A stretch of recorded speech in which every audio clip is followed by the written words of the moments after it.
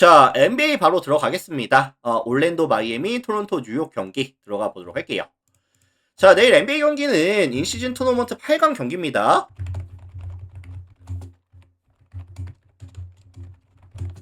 동부 쪽이죠. 참고하시면 될 것 같고. 자, 들어가겠습니다.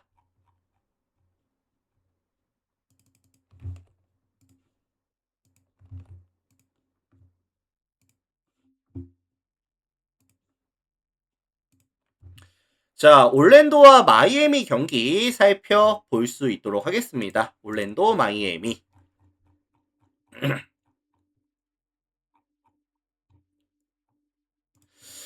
자, 인시즌 토너먼트 8강 대상 경기, 동부지구 경기. 자, 이 경기는 제가 분석을 하면서 가장 먼저 눈에 보였던 부분은 프란츠 와그너가 지금 빠지거든요. 이제 로어 레그 쪽에 부상이 있다 보니까 아마 한 20일 정도? 아마 크리스마스 매치 이후로나 이제 복귀가 될 것 같고요. 근데 이 프란츠 와그너가 빠지는 게 무슨 문제가 되는 것이냐. 이번 시즌 이 올랜도에서 가장 많은 공격 파일을 가져갑니다. 가장 많은 공격 파일을 가져가는 선수고, 그 다음에 이제 가장 높은 성공률까지 같이 가져가고 있는 선수다 보니까 프란츠 와그너가 있고 없고에 따라서 올랜도의 화력이 왔다 갔다 편차가 있을 수 있다고 보거든요. 그래서 이번 시즌만 봤을 때는 냉정하게 방케로보다도 프란츠 와그너에 대한 중요도가 조금 더 높다라고 저는 생각을 해요. 게다가 이번 시즌 올랜도 같은 경우에는 데스먼드 베인이라든지 앤서니 블랙 같은 2번 포지션에 대한 좀 부진도 길어지고 있거든요. 자, 이 베인 같은 경우에도 이번 시즌 야투율이 43.9%, 3점 성공률이 32.5%, 커리어 로우 시즌을 보내고 있고요. 물론 뭐 반등 가능성이 있기는 할 거예요. 뭐 후반기에 또 잘해지고 이제 평균을 맞춰가는 과정이 있을 거기는 하지만 최근에 베인의 모습을 봤을 때 신뢰해주기는 조금 어렵다. 게다가 지금 올랜도 같은 경우에는 시즌 평균 대비했을 때 득점에 대한 지원이 점점 줄어드는 추세를 보여주고 있고요. 3점에서의 야투율, 2점에서의 야투율, 심지어 자유투 라인에서의 야투율까지 전부 다 하향 곡선을 그리고 있다. 라는 점도 굉장히 거슬립니다. 자, 반면에 원정팀 마이애미.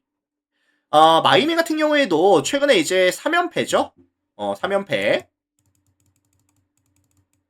뭐 흐름이 좋다라고 말씀을 드릴 수는 없을 것 같은데 다만 긍정적인 이슈는 월요일, 화요일 이틀 동안의 휴식이 주어졌기 때문에 체력을 회복하고 정비할 수 있는 시간이 분명히 존재했었거든요.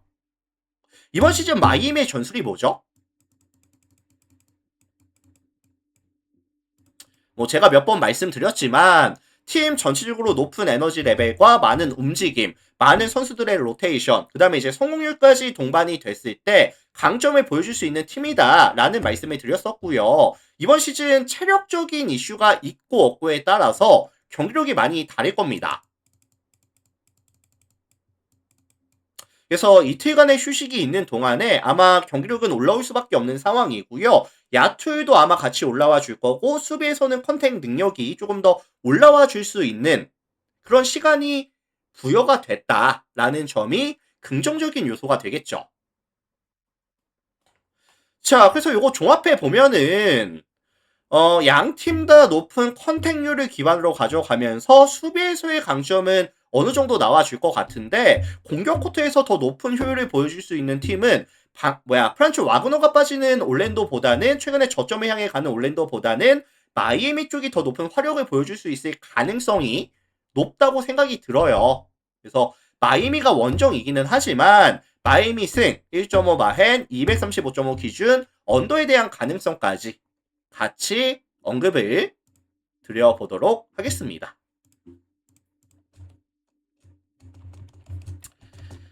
자, 그래서 요거 마이애미 승이라든지 1.5 마헨 아니면 235.5 언더 가능성까지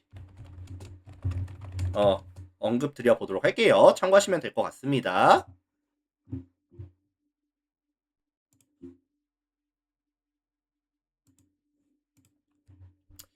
자, 다음 경기 토론토와 뉴욕 경기, 오늘 제가 준비한 마지막 경기 살펴보고 마무리 지어보도록 하겠습니다.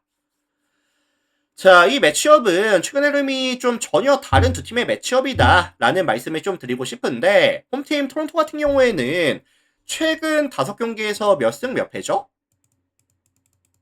1승 4패죠.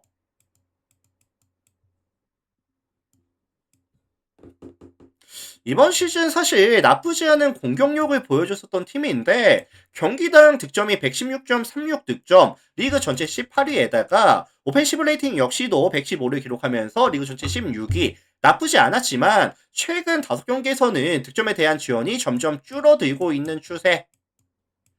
뭐 야투 같은 경우에도 좀 떨어지고 있는 추세를 보여주고 있고요.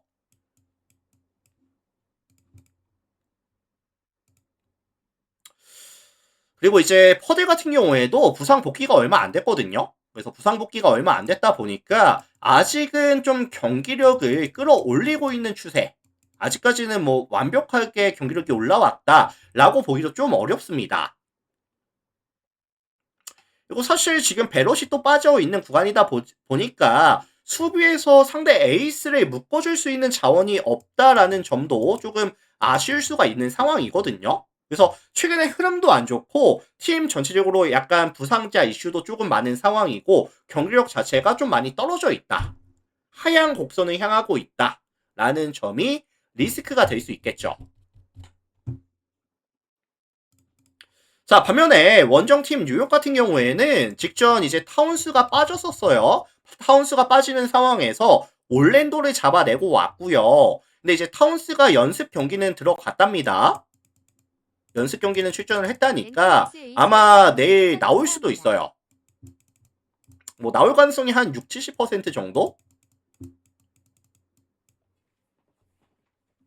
근데 이번 시즌 뉴욕의 강점은 사실 브런스라는 S급 이런 핸들러가 존재하고요. 그다음에 뭐 하트, 브리지스, 아누노비 벤치 구간에서는 뭐 클라슨, 뭐 야부셀레 이런 친구들이 득점의 볼륨을 계속해서 유지를 해주거든요.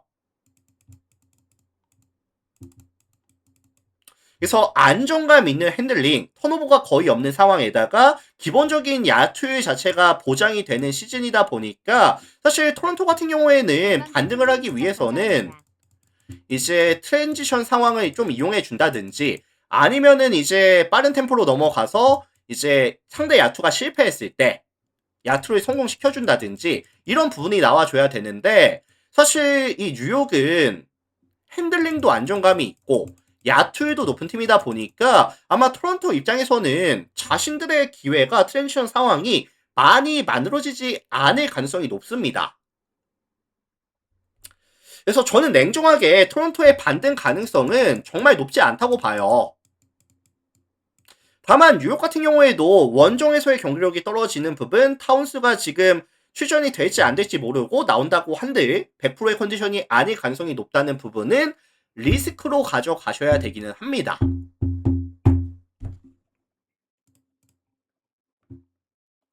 자, 종합해 보면은 뉴욕이 주도하는 다운 템포의 토론토의 득점 기대값은 높을 수가 없는 경기 정도로 언급을 제가 드리고 싶고요. 종합해 보면은 뉴욕이 승리 가져가면서 일방적인 경기 아니면 저득점에 대한 가능성까지 같이 언급을 드려보도록 하겠습니다.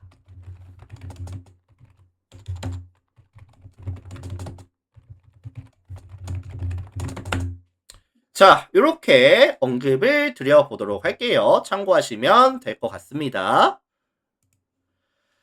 자, 오늘 제가 분석 준비해온 총 5가지 경기 같이 진행을 해봤고요. 일단 뭐 유튜브로 보시는 분들은 제가 오후 따로, NBA 따로 이렇게 2번 나눠서 올려드릴 건데 따로따로 하셔서 참고해 보시면 될 것 같고 자, 유튜브 형님들도 나가시기 전에 구독, 좋아요 한 번씩만 마지막으로 다시 한번 부탁드리고요. 그리고 멤버십이 오픈이 되어 있다 보니까 전체 경기 분석표, 주목할 탑4 경기들 체크하고 싶다라고 하시는 분들은 또 많은 관심 참여까지 해주시면 감사드리도록 하겠습니다. 자, 오늘 저의 분석 멘트는 여기까지가 될 것 같고요. 저는 내일 아침에 또 다시 찾아뵙도록 하겠습니다. 자, 유튜브 형님들 다들 감사드립니다. 먼저 인사드릴게요.